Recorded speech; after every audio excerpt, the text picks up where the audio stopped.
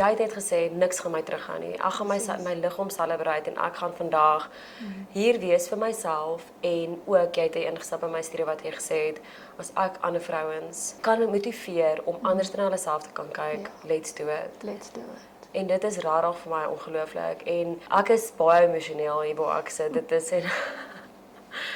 en ek moet regtig my trane terughou want dit is jy's amazing. En ek wil hê jy moet weet dat ek kyk op na jou en ek hoop die vrouens daar buite kan net bietjie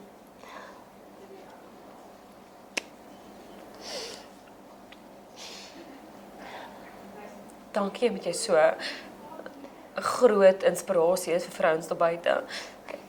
En ek dink meer vrouens moet dit hoor en meer vrouens moet dit besef van jy weet ons wat 100% fine is.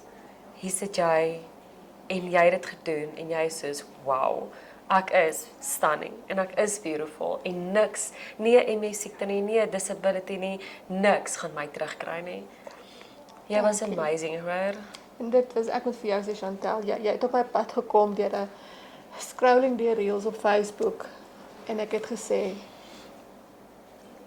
dit was net 'n aura wat uitgekom het en gesê dis dit, juis by wie ek moet wees. Ek het nie gaan soek vir enigiemand anders nie en ek het die oomblik toe ek hier ingestap het ek so welkom gevoel.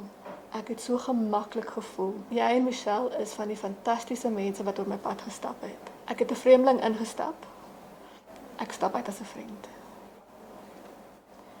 Enige iemand wat hier by jou 'n shoot wil kom doen, kan dit met die grootste vryheid kom doen want hulle gaan so gemaklik, so ek het nie woorde om te beskryf hoe jy my laat voel dit vandag nie. Ek het nie disabled gevoel nie. Ek het nie anders gevoel nie. Ek het soos 'n vrou gevoel vandag vir die eerste keer in 'n baie lang tyd. En dit kan niemand by my wegvat.